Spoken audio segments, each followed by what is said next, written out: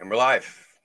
American Hammers TV. We're here this week with Kevin from the Columbus E13 in Columbus, Ohio. West Ham supporters group. What's happening, Kevin? Nothing, man. Chilling, man. Working. Just got back from a Columbus Crew supporters meeting, kind of a pregame or pre-season meeting that we get to do with our new coach and new owner and all that kind of stuff. So that was pretty cool. Had a few over there before I got on here. Yeah, they saved the Crew, right? They're going to have the expansion team in Austin, but the Crew's going to hang around Columbus. Yeah, we don't speak about Austin. We don't have any reason to talk about that guy who used to own the team, and we're moving on. We're bigger and better things. The only thing that's sad is that we lost Greg Berhalter, but that's okay because now we've got Ohio-grown Caleb Porter coming in. So you guys are in Boston, right? Yeah. You guys Revolution fans? I mean, American soccer doesn't do it for me that much, but I know Lee's a supporter, yeah. I used to go to a lot of games. I used to actually have a press pass to go to the games. It's kind of a long story. I used to go to all the games for free years ago, about 10 years ago. Okay. I had met a few of the players back then. I mean, yeah, but honestly, do I watch them all that often? Not really. Listen, I mean, the Crafts are great American football owners. They're terrible soccer owners. Sure. A game at Gillette has no atmosphere. It's like 10,000 people. It's like marbles rolling around in a wash tub, you know? Really? Because it's a 67,000 seat stadium. Right. So it's be like going to Olympic Stadium and watching the reserves play, you know, there's just nobody there, you know, so there's no atmosphere. It's tough. I mean, and they used to be competitive. The Revs used to actually be really good, but they're, the Crafts don't really spend much on the team. You know, and with all the success they've had with the Patriots, I just don't think they care that much. Right. Well, at least I can thank him for taking Kai Kamara off of our hands. Even though I know he's not there anymore. What a jerk. But anyway, that's what we're here to talk about, right? Yeah, let's talk about some English football with that. Okay, cool. So how long have you been a West Ham fan, man? How did you start the Columbus E13 there? Well, I officially started the group back in 2016 with my buddy Justin, who we're both Crew supporters, and we were just kind of talking one day at one of the tailgates, and I didn't even realize that there was another West Ham fan here in Columbus. I've been a fan since '97, which is the first time I was ever at a game. That's legit. That's 22 years. That's longer than I've been a fan. I mean, that's a long time. Yeah. I had started to watch, real football when the Crew started in '96 here in Columbus. And that following year, I just happened to be in London. I picked up a Time Out magazine, which is kind of like their arts and entertainment, what's going on mag. Right. And I was like, I want to go to a football game. I looked at it, and West Ham was the big game of the weekend that weekend because 19-year-old Michael Owen was coming to London with Liverpool for the first time he played one of the London clubs. So that was in September, I think, of '97. And so I paid an exorbitant amount of money from a ticket broker off of Tottenham Court Road to get a couple of tickets, took the tube out there, and man, my life changed forever. Like I got off the tube at Upton Park, and it was like cobblestone streets and 2-story row houses and a gazillion people walking down the street, and everything was just like alive. And then 3 blocks down the road, it was like castles rose up out of the residential neighborhood. I mean, I was completely overtaken. I didn't expect any of that. But it was a great day. It was a great game. West Ham won that game 2-1. And I've been a fan ever since. It's been pretty tough to follow them in the years that followed, especially on years where they had taken the drop. But thanks to the internet, and now thanks to TV deals and NBC Sports and stuff, it's a lot easier. So my buddy Justin and I found out that we both loved the Hammers, and There was a couple other supporters groups for other English teams here in Columbus. And we just started up the group, and I started up a Facebook page. And as soon as I started up that Facebook page, I realized there were a lot more people interested in it than I thought. So now we've got, I think, 67 people officially that are members. There's probably 20 of us that get together every game at one of the downtown pubs, actually right across the street from Nationwide Arena where the Columbus Blue Jackets play. A place called the Three-Legged Mare, and we get together for every PL match and some of the FA Cup matches, and basically anything we can get on the television, we're there. That's awesome. Did you see? So you were there in '99. Did you see Paolo Di Canio play for West Ham? I did. He's my favorite player of all time. I love Paolo Di Canio. You know, when the Premier League was on, you remember, I'm sure you remember when Fox Sports, I don't even think it was Fox Sports back then, it might have been Sports Channel, started showing a Premier League review show every Sunday. Mm-hmm. Came on like Sunday afternoons, like maybe 4 or 5 o'clock after the matches finished for the weekend. And I loved seeing the highlights of Paolo Di Canio. Just absolutely loved it. You know, he was wild. And he was a great showman. He was a great player, you know, outsized personality. You know, when I finally had the come to Jesus moment of being a West Ham supporter, it largely was because of, you know, the time I had spent watching him and watching the highlights of him. So you guys, you have 67 people, and so you just found them. You went on Facebook and found out there were other fans, or do you guys like recruit? Are you like evangelists for West Ham? Well, I mean, when you run a supporters group, it's kind of hard not to be an evangelist of some kind, constantly trying to get people to come down there. Truth is, I try to get people who are fans of any English football team to come down to the game, especially if they're playing West Ham. Yeah. We do things a little bit differently.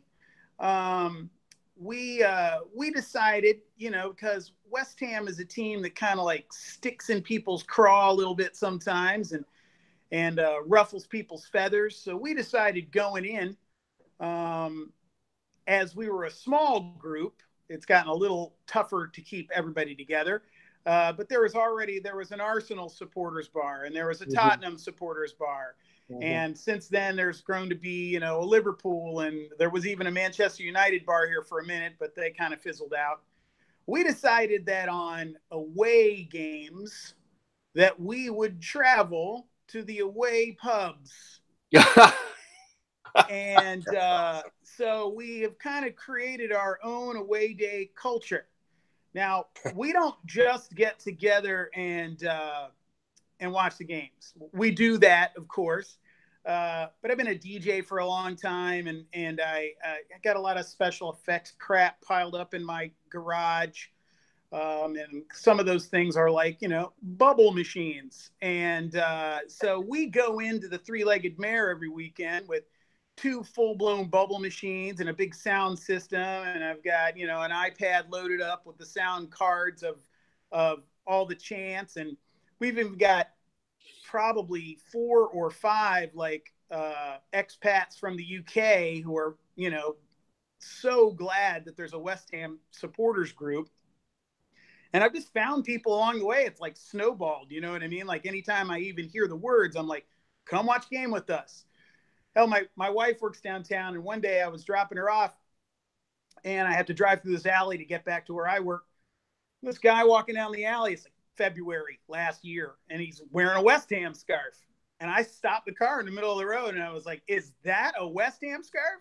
He's like, it sure is, blah, blah, blah, blah, blah. And now he comes to watch the games. I mean, it's literally like that. But, I mean, it started out, I used Facebook to search West Ham fans. It actually did work that way. And then I would send them invites to the group. And some people have responded and some people have not. But it's really kind of, you know, at the behest of my tenacity to kind of make the group bigger.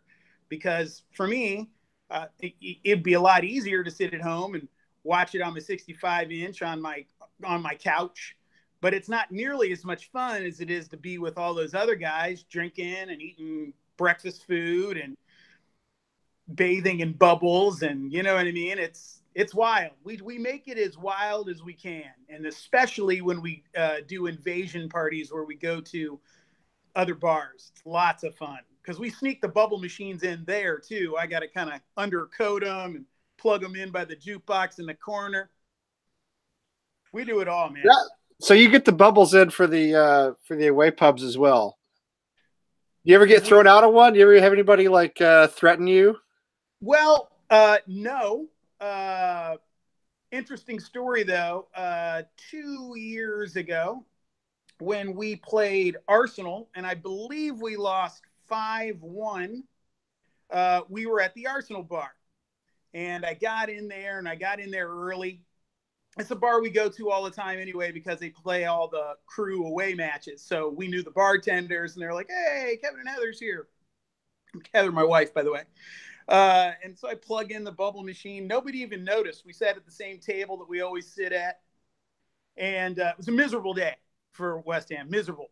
And Arsenal goes up like 4-0. And at the very end, I think we scored a goal in like the 80th minute. And man, I let those bubbles fly. This thing like really has high output. And there's probably 50 drunk Gunners fans in front of where we're sitting, and all of us are on the back wall. And the bubbles are flying over their shoulders, and this one guy turns around right in front of me, and he's holding his beer, and he's like, "Where the fuck did all these West Ham fans come from?" And that was great.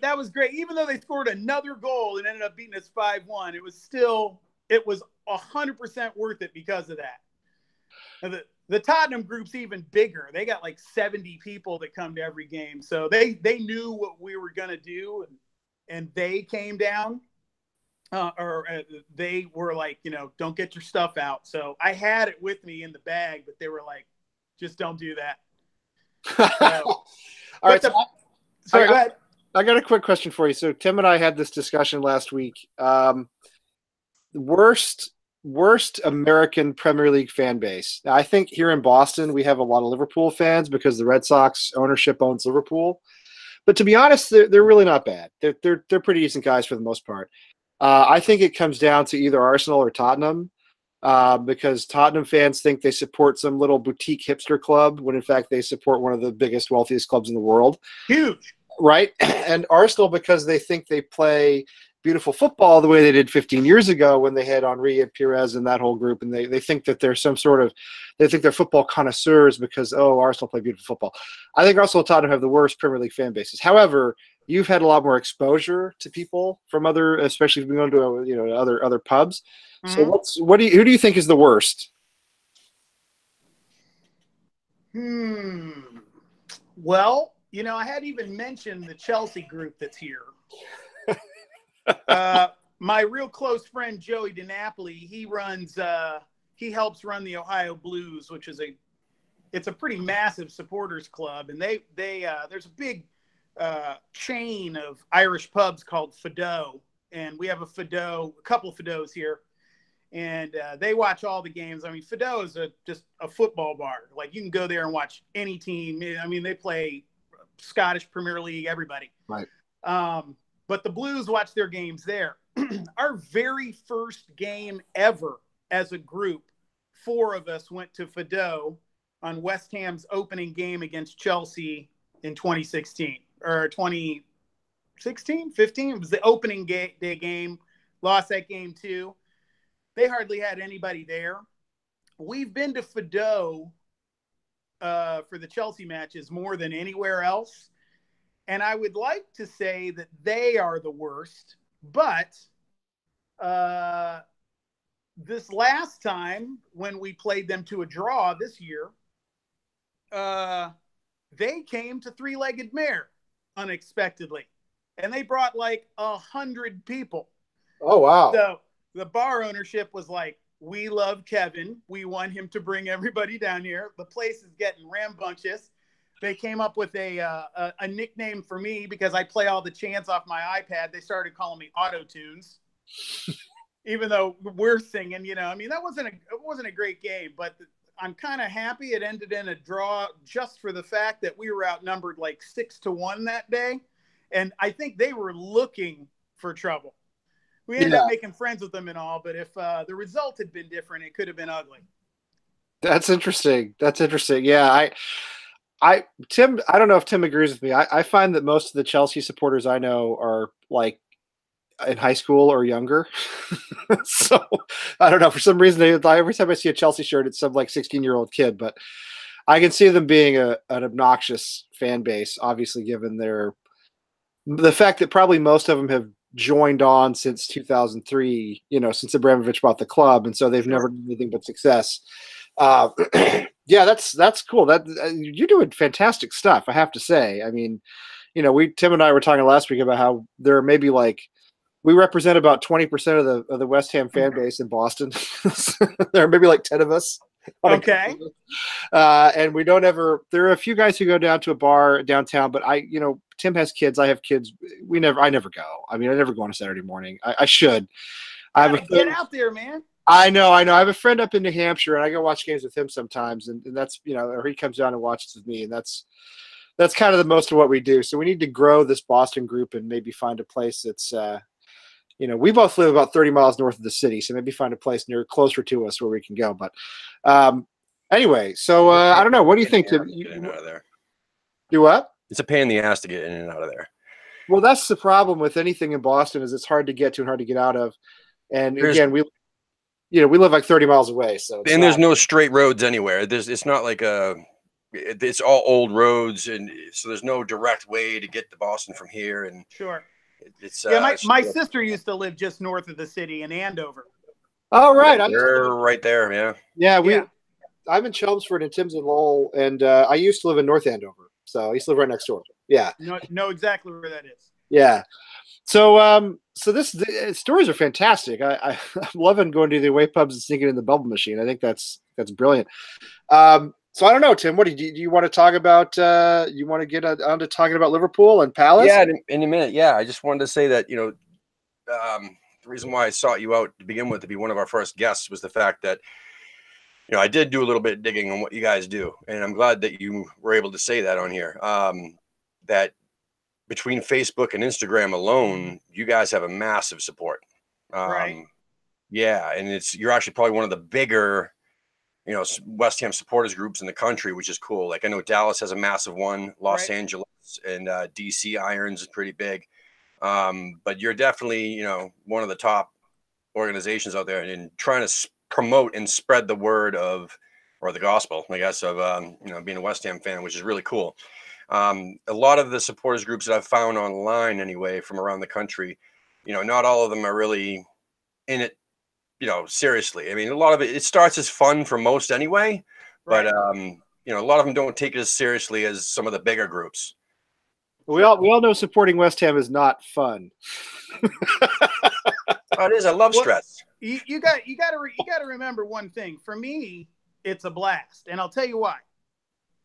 I grew up in Cleveland. Right. I'm 2 hours south of where I became a sports fan. Now, I'm not from Cleveland. I'm from Washington, D.C. So when I was born in D.C. My dad moves us down to Virginia, and then shortly thereafter, we move up to Ohio in Cleveland. So in my formative years, I learned to be a sports fan being a Cleveland Browns fan. That's tough. The Browns were in a better place. Yeah. At that time. So I grew up, with Brian Sipe and Dave Logan and I was actually at the game against the Oakland Raiders when it was like -50 for the championship game, and they threw an interception in the end zone. That was Red Right 88. I remember that game. That was 1980. Yeah, I was there. My stepdad took me, and so that was the first really major sports related heartbreak I ever felt. Being a Browns fan, and to this day being a Browns fan, I've felt it many, many more times.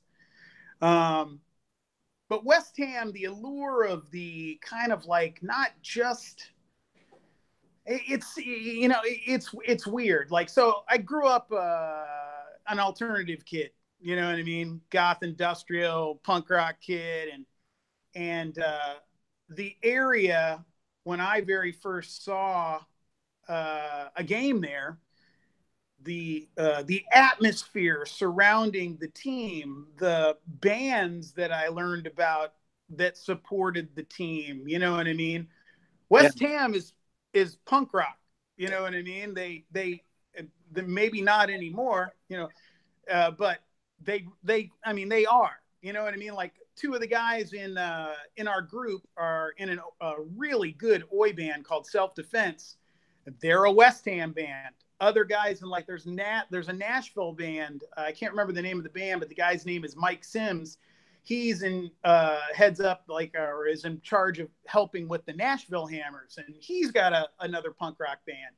You know what I mean? I got to see the Cockney Rejects for the very first time 2 years ago. They were on tour and came through Cleveland. Now, when they're going to tour this coming fall, I stayed in touch with the tour manager, and we're going to try to bring them here to Columbus.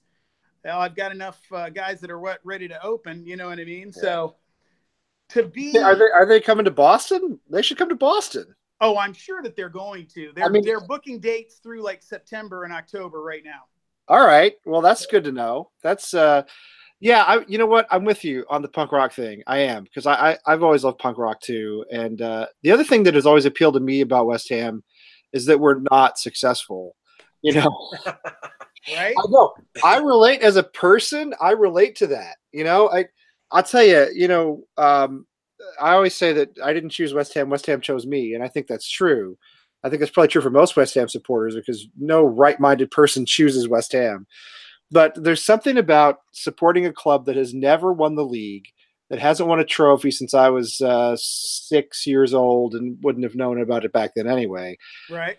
So if you're Manchester United, or if you're Chelsea or Tottenham, or, well, maybe not Tottenham because they never win anything either, but if you support a club that, like, you know, they're in Champions League, they're successful, they're contending for the league, it doesn't mean anything. But one of these days, when some oil sheikh or some Russian mobster buys West Ham and we get our turn, you know, we win the league someday, when, you know, maybe hopefully we're still alive to see it, it's going to be more meaningful to us than it would have been to anybody else, because we've struggled through, you know, we've gone down, we've come back up, we've gone through all this pain. Sure. To me, I relate to that a lot better than I would to, you know, being upset because we finished fifth and missed out on Champions League. You know, it's James Corden at the beginning of this year was on Men in Blazers. Did you guys see that? Yeah. Yeah. Okay. So he said it best, you know what I mean, when he talked about whether or not people should become West Ham fans, because, I mean, he hit it right on the head. You know, if you, like, say, I think what he said was, if we come to you and ask you what team you're going to follow, what team do you like, and you say, oh, well, Manchester City, we're going to think that sucks because they're win all the time, and that's boring. You know what I mean? Yeah, it's true. Like, I can't even imagine if the Browns were like Super Bowl contenders every year. Then you start to take that kind of shit for granted. Yeah. But when he said, if you're a West Ham fan, it's never boring. You're either going to be on the verge of Europa League glory, or you're going to be fighting relegation every year. You're going to be scratching and clawing and fighting. That's what these guys do. They're fighters. Yeah. You know what I mean? No, one of the reasons why I love Arnie so much, because he looks like he would beat somebody's ass, but who knows? Who knows if he does? I mean, he's Austrian. He probably has some sort of problems with rage, you know. But yeah. But I want to ask you this too. I want to talk about the football and talk about Liverpool and so forth. But I have to ask, because I'm sure you were there. West Ham played in Columbus, right? Maybe 10, 12 years ago, something like that. 2008.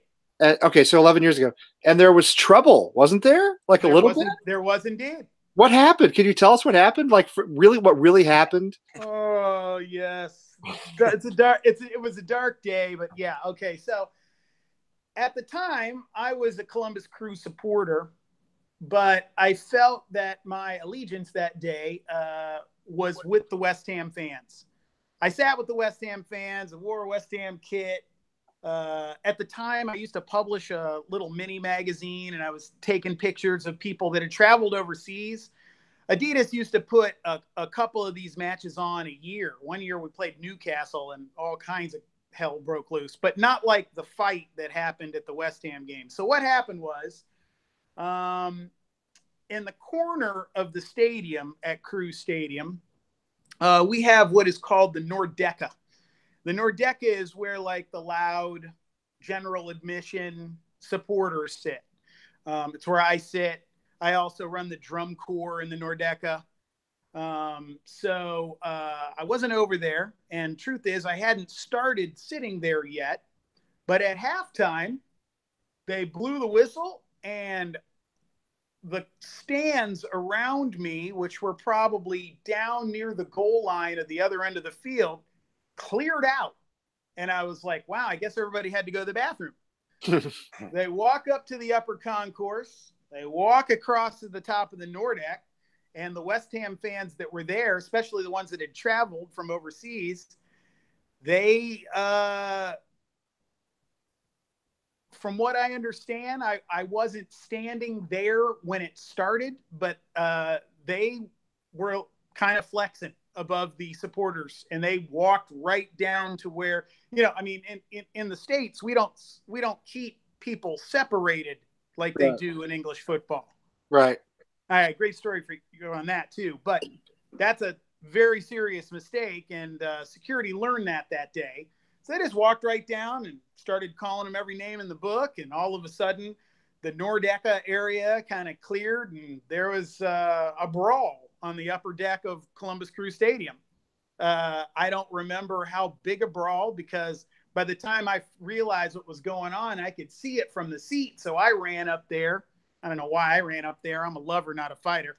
But plus, in a West Ham kid, I probably just would have got my bell rung by somebody that I already knew. So I kind of steered clear of it, but I could see what was happening, and it's a thing of legend. So the funny thing is that a lot of guys who I know from being Columbus Crew supporter, couple of them anyway, have been like, don't forget 2008. And I'm like, man, all I want to do is forget 2008. That was stupid. I love West Ham. I love the Columbus Crew, and let's move on. So yeah, there was trouble. It was the West Ham fans. The West Ham fans were the ones who did the walk. They the ones who started it. The West Ham fans were the ones that moved to the Columbus Crew fans. So they would try to take the Nordeca like you used to take the North Bank or take the Shed End, like, how back in the old hooligan days, they would do these runs, right? Right. They would run into the into the opposing team's fans, and they would sort of push them away. Sure. It's what led to the tragedy at Heysel, right? Is that the Liverpool fans were doing this to the Juventus supporters, and they got pushed up against the wall. Exactly. So they were taking the Nordeca. Right. Yes. So I don't know who threw a first punch. I don't know who called whose mother what first, and really got things, with fists flying. But it was the West Ham fans that went to there. They went down to where the Columbus Crew big supporter section was. So I guess you could say they were the instigators. I don't know if they were the first punchers, but in any case, that is what happened. Do you have any idea for who got the better of it? I mean, because listen, we all know about English firms, right? But and I am very much a lover, not a fighter. I'm a very nonviolent person. Sure. But I do know that Americans are surprisingly good fighters. Like, the English think we're soft, but I mean, not necessarily. Truth is, I don't really have a sense for who won the fight. If anything, I would probably say the West Ham fans did, but I don't want to ruffle the feathers of my very, very close Crew supporting friends. That's fair. Most of the guys that support the Crew now are the big supporter sections. They were 10 years ago. I don't even know if they were old enough to do that stuff. I'm an old man, so I was around at the time. I didn't really see who won the fight. Probably the cops. Who knows? Oh, But that's true. But I can say this: the West Ham fans definitely went down there to instigate it. And they're probably used to taking one on the chin. You know what I mean? I can't really say that a bunch of soccer moms and dads that came to see a friendly, against an English football team that Adidas at the time also sponsored, were too terribly ready for a fight, which is funny because the year before they had the same kind of friendly game with Newcastle. And I wasn't going to all the Crew games at the time, but I did go to that one. And in the very, very furthest end under the scoreboard, there's a very family-oriented section. And my buddy that I worked with had done a bunch of video work, and we wanted to sit under the video board and like look at the stuff. So there was a Newcastle fan standing on the upper rim of this section in a kilt and hammered. And they were handing out these cards from like United Healthcare or something that were black and gold that said goal on them, real big, GOAL. And he had folded his in half, so one side said go and one side said ow. And he got the attention, kind of like waving. He's holding his beer in one hand and he's waving. And a bunch of kids, 6 years old to 16, were like, hey, look at that guy. And he's holding the card and it says, go, Al, go, Al, go, Al. He did it for 5 minutes in the entire section. We weren't even watching the game. We're looking over here at this guy. And he's like, go, Al, go, Al. And as soon as he got the whole crowd doing it, he pulled his kilt up. And he's wearing nothing. And the guy, and little kids around me, screaming and crying. And the cops took him out, dude. But it was one of the most hysterical things I've ever seen. Yeah, my limited experience with Geordies, it's very limited to when I was living in Europe, a couple of times at the pub. I'm not super shocked by that. That's funny though. It's interesting too. You talked about the crowds. I mean, yeah, the difference between a Revs crowd and a Bruins crowd is pretty significant here. So the difference in getting a fight at a Revs game is probably not going to last very long because that's a pretty suburban, sure, sort of white collar crowd. If you go to a Bruins game or certainly a Pats game, good Lord, it's going to be, it's different. But it's interesting to me that you guys have this culture that's kind of come out of MLS, whereas I feel as though here in the Boston area, and I don't know what it's like in other parts of the country, but there's a lot of disdain for American soccer here. I mean, there's a lot of like, well, MLS is low standard, low quality. I'd rather watch Premier League. I don't really want to go to and there's a lot of sort of like if you're a Revs fan, you're kind of not cool. It's kind of lame.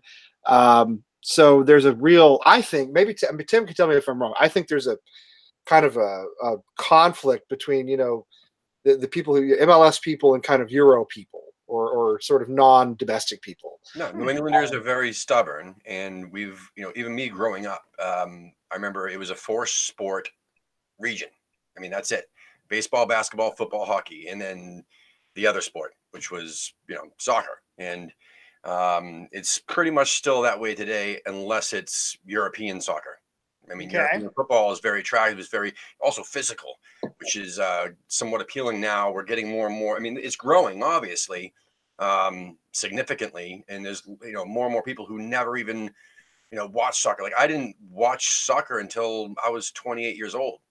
It just wasn't appealing to me. And then I remember, 11:30 at night, the only thing that was on, since we were here in, Boston area, was a Liverpool match. I had to turn it down because the TV was too loud at 11:30. Right.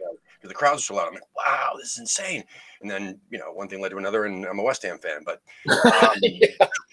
yeah. Anyway, but, it's just that's the way it's been here, and I just don't see that changing. But that said, I'll never forget. Going last year, I caught the last two home games at Olympic Stadium, and like you said, I mean, I'd never experienced the bowling, and I'm forever regretful about that. But the atmosphere was not as, I can't really compare it because I wasn't there.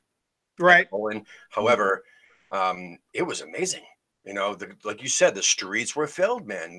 Leading up to the game, all the pubs were packed. You're talking about at the bowling, or are you talking about? I'm talking about Olympic Stadium. I'm shocked that it's getting better.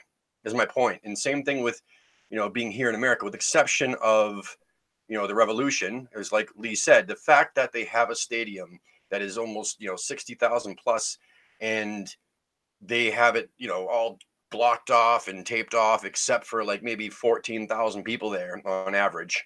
Right. There's no atmosphere, and it's just nobody gives a shit, really. People go to see the stadium. People will tell me that they're going to see the Revs because they want to see Gillette, and they can't afford to go to a Patriots game, or they won't take their kids to Patriots games because it's very affordable. The crowd is notorious at those things, to be honest. And they go to see the stadium, and they stay like half the game, and they take off. That's terrible. It is terrible. That's because Boston has a long history with soccer. Much people don't realize how long a history that we really have here that goes back. There was a Portuguese league in the 70s that was huge. That was kind of semi-underground, but they'd get 20, 30,000 fans a game. And they brought Scottish clubs in to play friendlies. They brought I'm talking about like Dunfermline and Aberdeen and Premier, like these days what are Scottish Premier League clubs. So there's a long history of soccer in Boston, but the Revs just don't they've never sort of embraced it. But it's cool that you guys have an MLS culture and you have a Premier League culture, and they're it's the same people. I think that's great. Yeah. Right. Well, we have a little bit of a unique setup in Columbus. For most people in Ohio, Columbus is kind of like the no man's land as far as pro sports between Cleveland and Cincinnati, because it's America. If you're not playing baseball and football, American football, then you're nothing.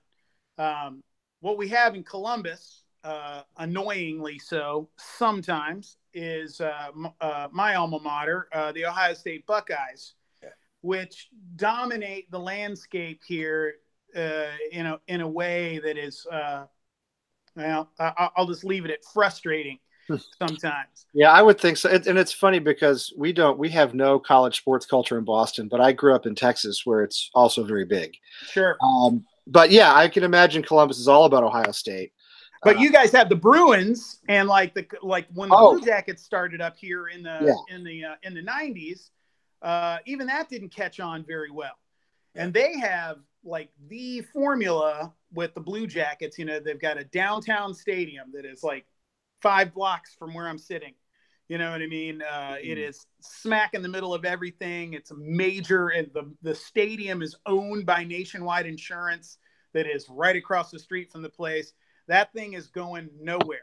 And, I can't afford most Blue Jackets tickets, to go to a Blue Jackets game. It's $100, $120 plus. Yeah. We go every once in a while, but I'm always impressed with the product that they're putting out there. They've got, I still don't really 100% understand hockey. I like it. My wife likes it because it doesn't really stop, except for there's these, gigantically long half times in between periods. You know what I mean? 20 minutes it's 20 minutes, right? It's crazy. Yeah, it is. Yeah, my kids still don't understand the concept of periods as opposed to two halves. Right.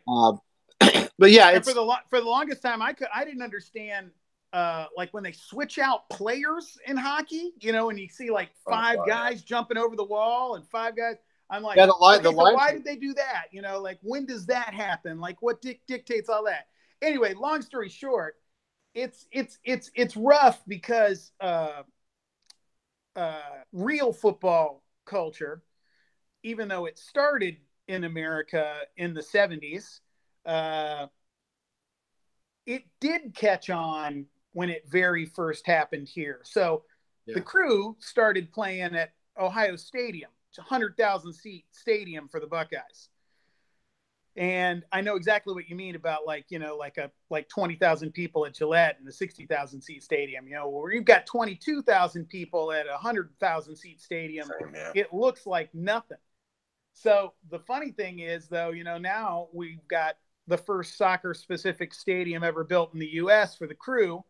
That's like a 20,000 seat stadium, and through whatever reasons, the decline of MLS culture, or bad owners, or people not liking to have them drive down to the Ohio State Fairgrounds, they have in the couple of past years, they haven't been able to fill that. Now that they have saved the Crew, I don't think they're going to have any trouble. And we're going to have a brand new stadium in 2 years, but even that brand new stadium is only going to seat 20,000 or 22,000, something That's like the way that. it should be. Because if you look around Europe, I mean, even if you look around the Premier League, a lot of stadiums, 25, 30,000 people. The old Berlin was, I think, 35. 35, right. It was about the size of Fenway Park. And it had I went to a game there back in 2010, night game in February. In fact, that was 9 years ago. Played Birmingham City. It was when Zola was manager, and Wow. it was snowing. It was a night game, and it was snowing. It was fantastic. All the things you talked about. It's the whole neighborhood comes out. People are coming off the tube. They're going to the match. There's just all the atmosphere in the Premier League is natural. Then when you go to an American sporting event, like even if you go to a college game, if you go to like a Boston College football game, they're piping the sound of the band in through the speakers in the stadium to make it sound louder, Sure. Whereas everything is like manufactured. At the Bruins games, they tell you when to stand up, they tell you when to sit down, they tell you when to cheer.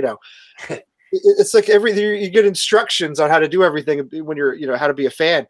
You go to a game in England, I can't imagine them. I can't imagine anybody saying, "All right," other than the old stand up if you love West Ham, that comes from the fans, Right. But I can't imagine a guy getting on the PA system and saying, "All right, everybody, it's time to clap." I mean, Yeah, no, I can't see that you'd ever see that. Which is literally what you get in American sports. That's literally what they do.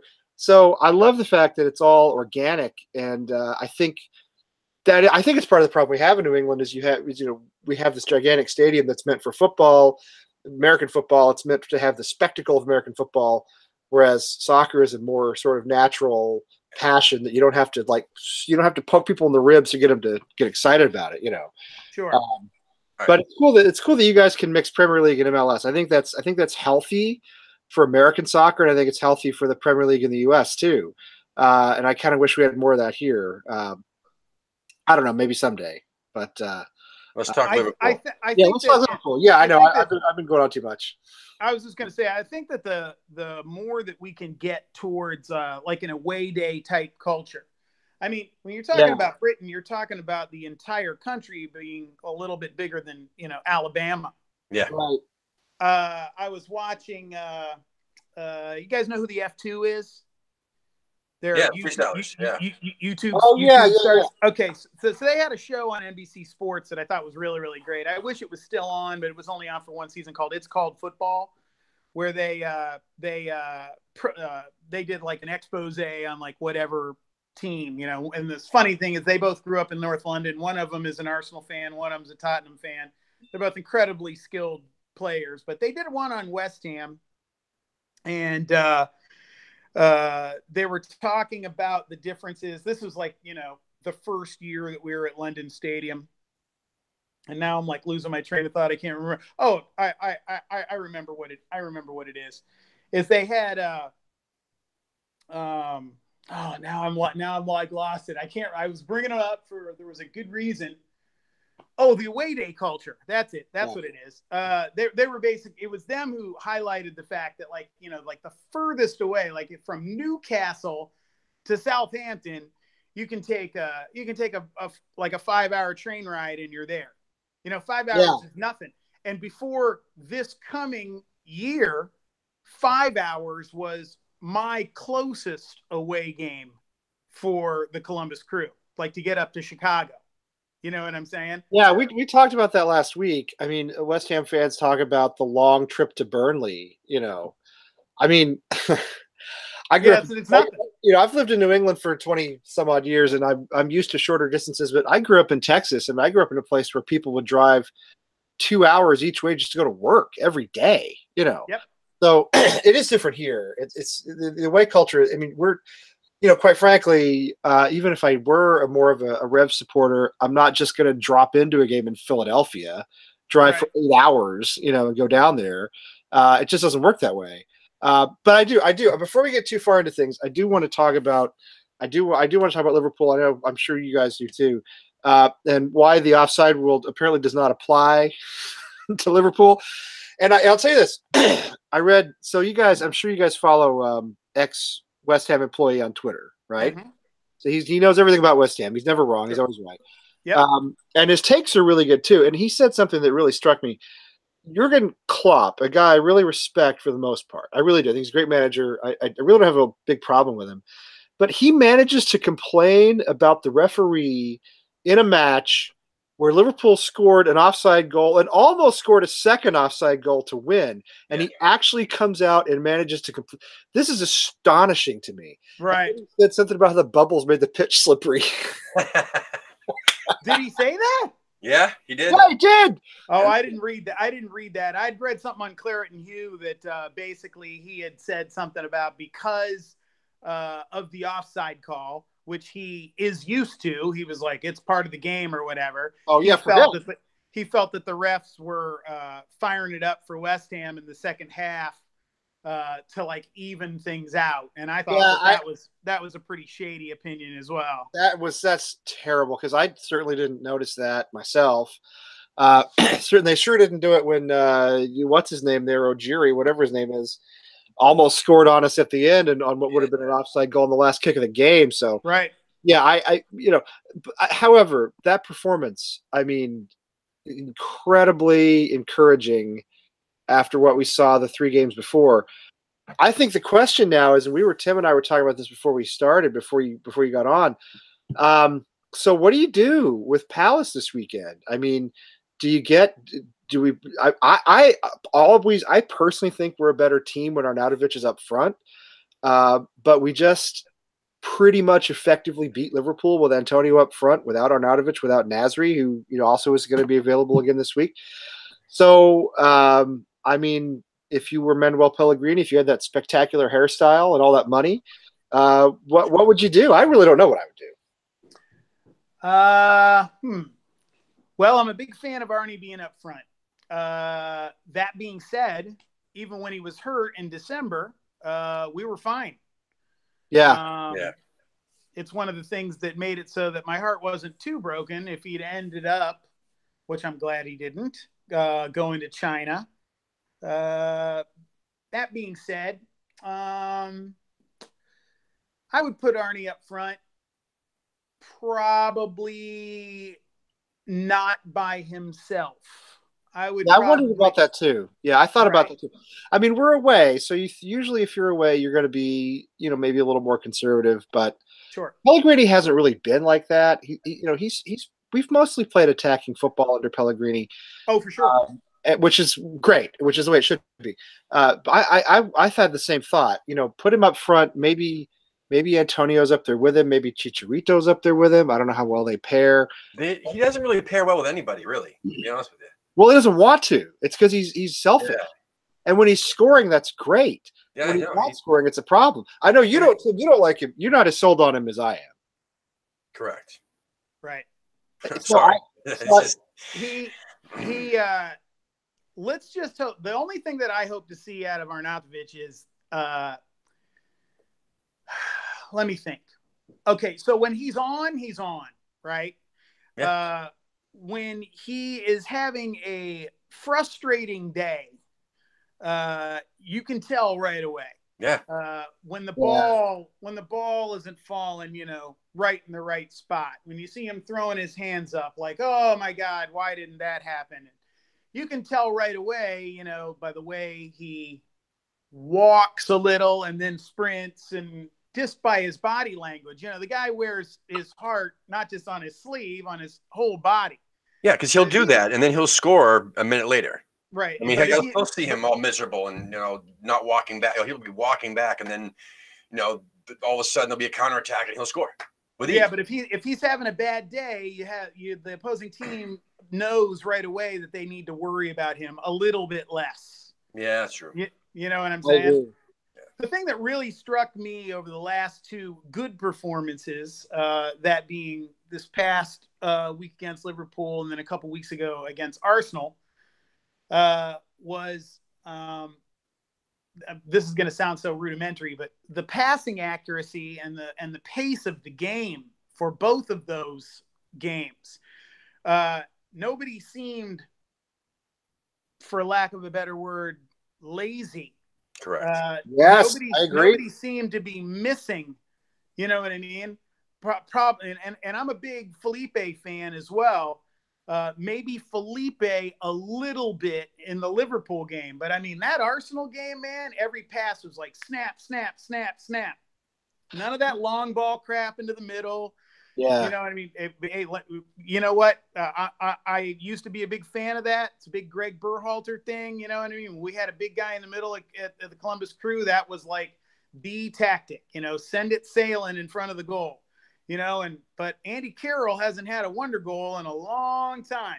No, Andy Carroll is, I mean, the guy's out there with a walker and an oxygen machine at this point. I mean, or at least, I mean, the thing is, I feel as though if we were to ship Andy Carroll off somewhere else, especially somewhere else in the Premier League, right, he'd score like 10 goals for somebody. Probably. But I just think he's given up for us for whatever reason. But yeah, I felt the same way. Felipe Anderson is such a brilliant player. He's just a little inconsistent. He shows up some weeks, he doesn't show up other weeks.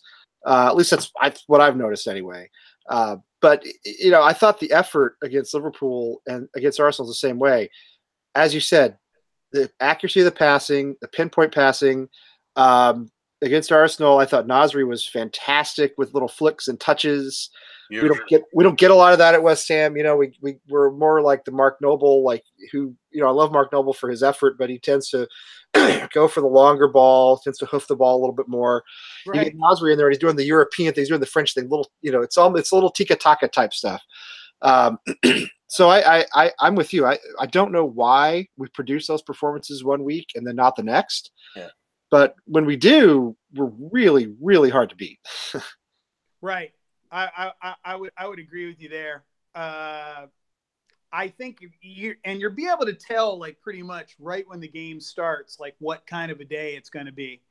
You know, it's funny. I play FIFA and I suck, like really, really bad suck.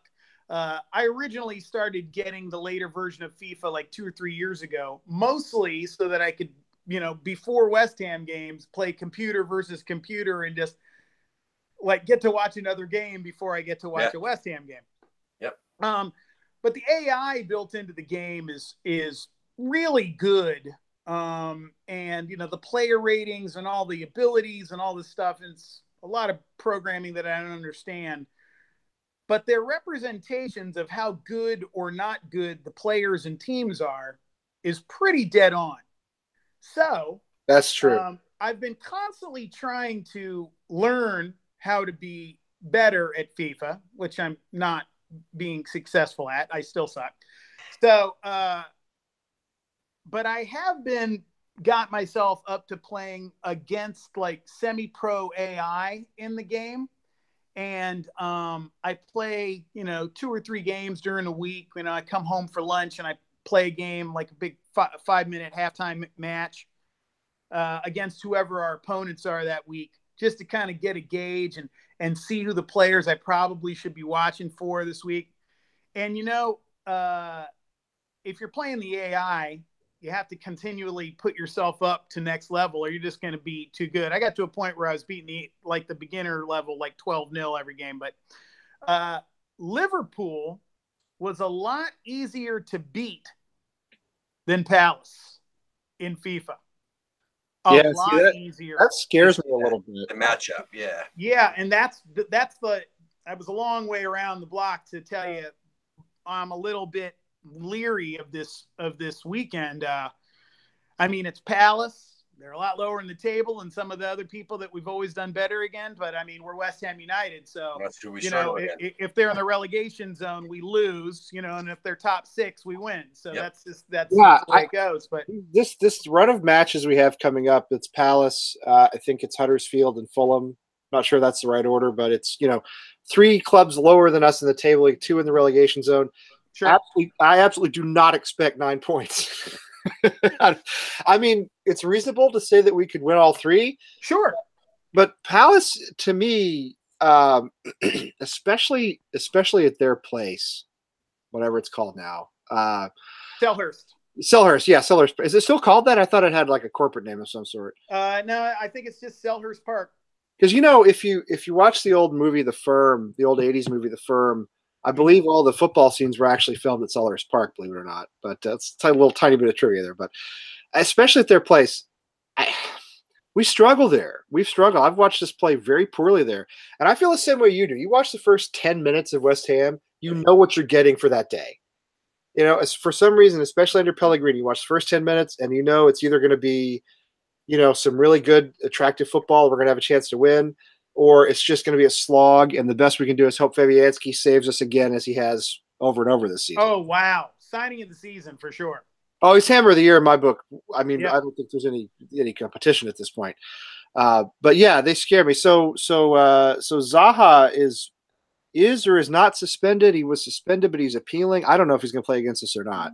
I think he has served. I think he has served his suspension for what he got double yellow for, and he sarcastically clapped at a referee. Yes, and I think that the FA was considering an additional suspension, and that's what he is appealing. I think he's playing this weekend. I think he is too, because my understanding was that if he appealed, it gets you like a 1-match stay of execution, and pending your appeal, right? Sure. So if he loses his appeal, he doesn't play against. I think it's Leicester that they have next. Right. So I think he's playing against us no matter what. And plus, they picked up Batsuyashi. I know I'm right. No way I'm getting that. Yeah, they picked him up for. I mean, I guess they're paying him the $160K a week that he asked for. I don't know, 160,000 pounds a week. I don't know, but so they're gonna be a threat. And again, I mean, I don't know. I never know which West Ham we're gonna get. When you watch Sam Allardyce West Ham team, it was going to be just absolute torture, right? So I mean, but at least it was predictable torture. So with these guys, who knows? Yeah, I mean, I would love to see the brilliant team that beat Arsenal, that beat Manchester United, that beat Everton, but we could get the team that lost to Burnley, Watford, Wimbledon, etc. We talked about this last week too. There's no consistency. There's no way to know. That's the only thrill, man. Well, that's why we love West Ham, right? Because you don't know what you're going to get. I love the stress, man. You never know what you're going to get. I'll be honest. I'd feel a lot better if Lanzini was 1 week better. Lanzini loves to play against Palace. Yeah, I know. I if we could even get him out for a run out for 20 minutes at the end of the match, if we needed him, that would make me feel better. The only thing, I do feel good about the fact that Arnautovic will be available. If he doesn't start, if he's struggling, maybe we bring him on. But I don't think he would. I don't think he'll come off the bench. I mean, Well, it's not. I mean, no, because he has a gigantic ego. Exactly. I think it's somewhere in his contract. He can't come off the bench, right? Like that. Well, that's. I don't know if that's in his contract, but he certainly doesn't like it. He doesn't like it. No, I know that he doesn't like it, and he'd probably be all stroppy, as they say in England. So that said, who do we drop? No, I do. Like you said, are we going to go 2 strikers? We kind of left off there. Where is it going to be him and Chicharito, or is it going to be him and Antonio up top, or are we just going to have Arnautovic up top and drop Snodgrass or Nasri? Like what do we do? I see Arnie and Cheech coming out together on top. Did you say you guys heard that Nasri is going to be able to play this weekend? Yes. Oh, okay. Because I had heard otherwise. I heard he was still a week out. Oh, really? Well, I mean, last time I read, I was reading Claret and Hugh, probably right before I left work, and I thought it said that he still wasn't quite ready. Maybe I'm wrong. Well, that's interesting. That's interesting to know. That would, I mean, it's unfortunate, but it would give us less of a selection dilemma if that were the case. You're right. Yeah. No Nasri. Okay, well, that's that then. Never mind. Yeah, that's that. So I do like his creativity in the middle a lot. I think that, that he is awesome. Yeah, it says here, Arnautovic and Creswell worked with a complete week, but Samir Nasri needs more time to work on his calf injury. Says right here on the injury update from today. Yep. Well, that answers that then. Okay. So, yeah, I think we could see Arnie and Chicha up front. Who drops then? Like, who would you drop?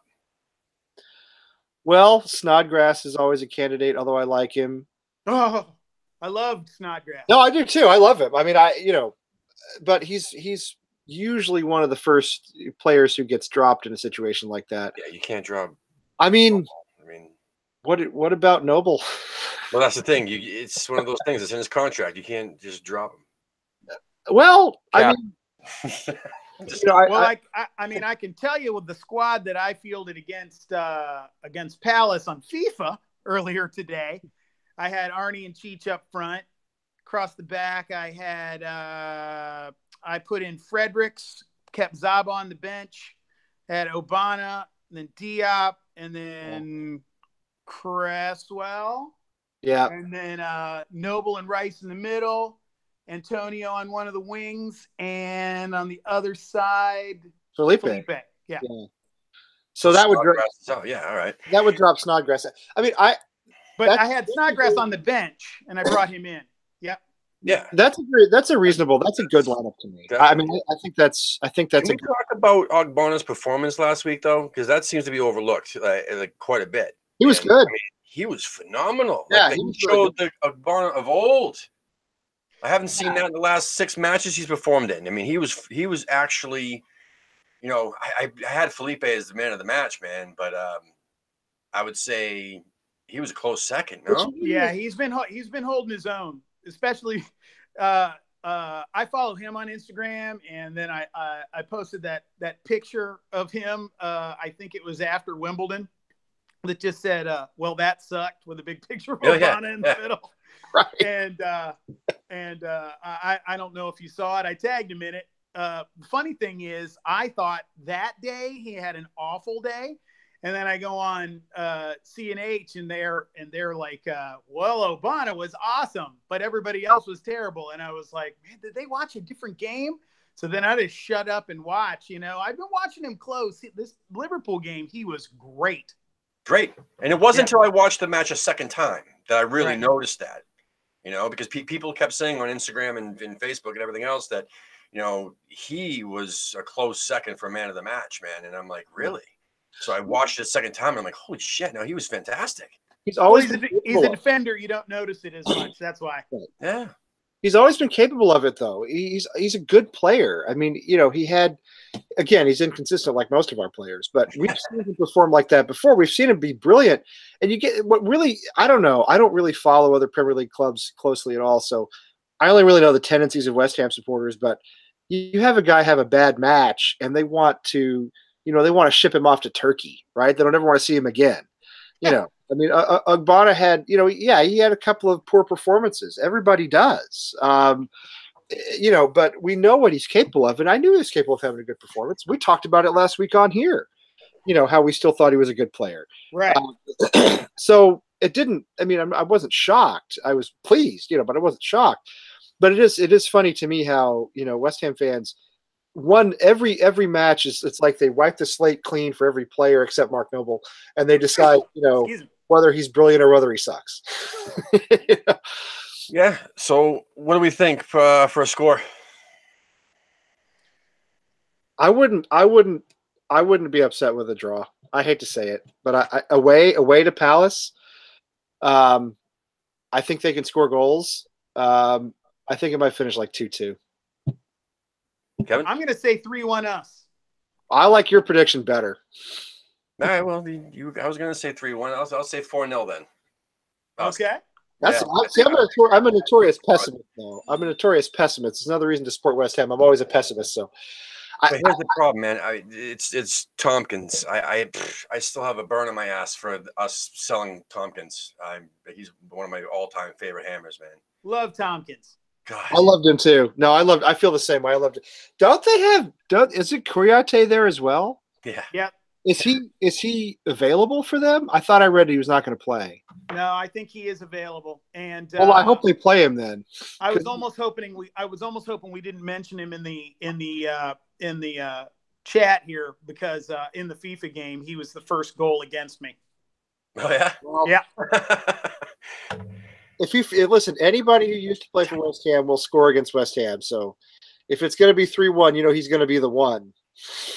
Because it's always the way it is. His likeness in the game is amazing, by the way. I mean, not everybody looks good in the game, but Kouyate really looks like Kouyate. They've even got the wristband on him, or the cast or whatever it is they always wear. I haven't played FIFA since 12. I'm addicted to Football Manager. I mean, because it's so much more in depth and behind the scenes and everything else.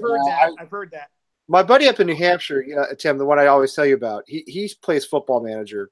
He tried to get me into it, and I haven't gotten into it. It's slow going. I mean, if you've never played it before and you get into it, it's tough to get into. But once you're in, it's just addictive. No, so that's the problem. Is I would be addicted to it. I wouldn't be able to. It just keeps going and going and going. It would be the end of my. It'd be the end of my wife and family. They have a movie about it. I mean, it's the addiction is crazy. It's nuts. But anyway. Yeah. So before we head out, one piece of good news this week was the fact that they're going to name the East End after Billy Bonds. Yep.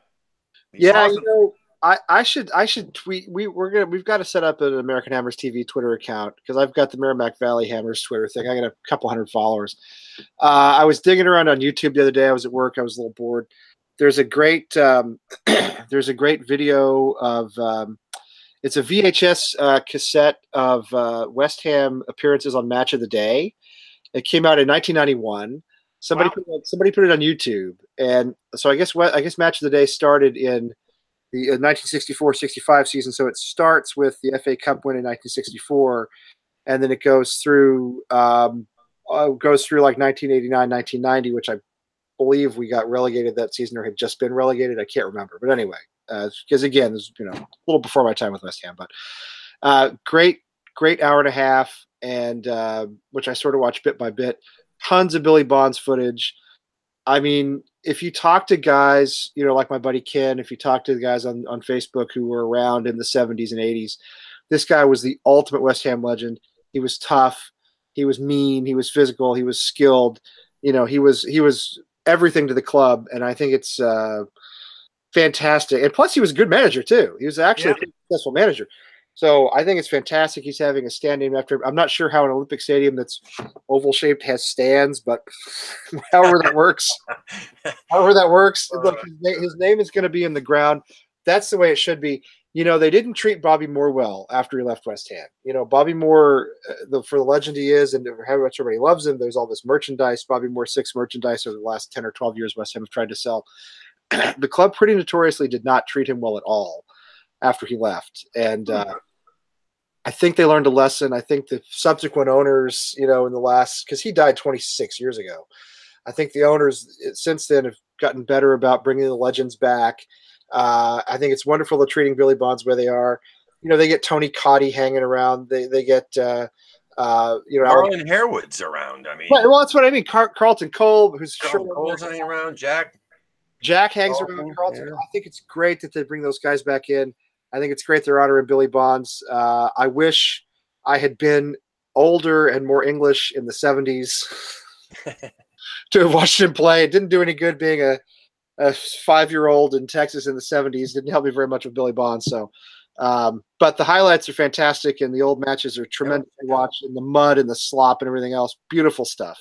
So, all right, man. Kevin, you got any more info about Columbus E13 that you like a Facebook page or a handle or I know we're going to post it in the description, and we did we kind of promoted that already a little bit, but also the place, your location and anything else you want to mention.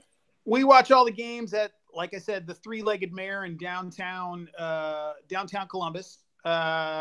The Facebook page, which started it all, is just facebook.com/Columbus E13 without the on the front.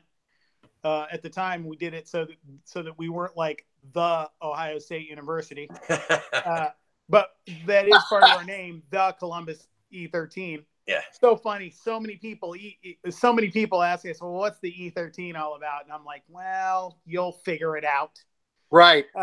Anyway, then the Twitter handle is the Columbus E13, and the Instagram page is also the Columbus E13. Yeah. I was going to ask you guys, are you guys members on American Ironworks? No, I don't think we are. So you should look up American Ironworks on Facebook. It's I believe it's organized by a guy named Wayne. It might be McMullen. He basically is a leader of other supporters groups, all American West Ham groups. So if you look up American Ironworks on Facebook, you guys are on Facebook too? Yeah. Yeah, okay. We are. If you look up American Ironworks, they are he is from Texas. The group originates, I think, in Texas. Nice. And somebody from American Ironworks actually was in Columbus and watched one of the World Cup matches with us this past summer. It might have been Wayne himself. I can't remember. But they're a great resource. Like, for instance, if you're ever like going somewhere, you should definitely at least throw your name in the hat as another Hammers supporters group. Because, like, for instance, if you're going to New Orleans and you're looking for somewhere to watch the game, you can post in there and find out exactly where you should be going, or New York or Denver or Fresno or wherever else. They seem to all be congregating in there.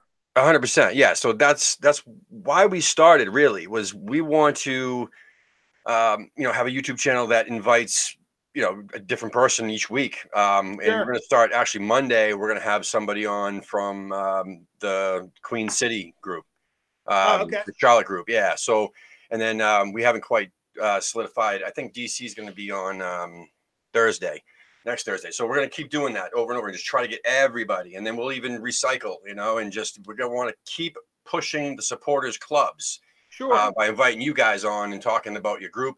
And then obviously any updates, and then, whatever match was just happened or what's coming up and stuff like that. We just want to do this twice a week going forward and just promote West Ham, and all the supporters groups. So that's why we started. Fantastic. Yeah, you get in American Ironworks and you'll be able to find a very target-rich environment of potential guests. I can tell you that. That's awesome. That's awesome. Yeah.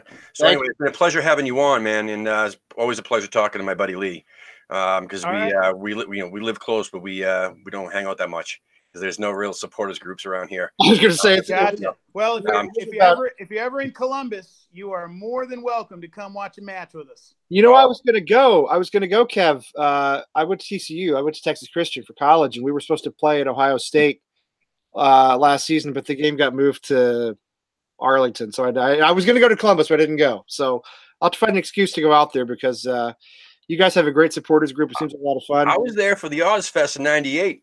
Nice. Yeah. That's awesome. Ohio. I'll never forget that, man. What a nightmare. That concert was a nightmare, dude. I think there was a riot the year before, and they had to what's up with Columbus and riots, by the way? Oh, I don't know. You know what? If you were here for the Arnold, it probably wasn't even people that are from here.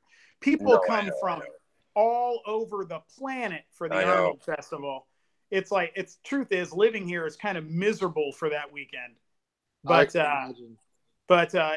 does bring a lot of people to the city. So I've been to Columbus quite a few times. I love Columbus, though, man. I love Ohio anyway. I mean, it's actually a very, very nice state. There's always a lot to do, man. It's really cool. I've only been to Cleveland. Thanks for coming on, brother. And we're definitely going to have you on again, and all the best. And listen, keep doing what you're doing, man. Keep doing it. And, yeah, Kevin, you were awesome. This is exactly what we want to do. You were fantastic. Thank you so much for coming on.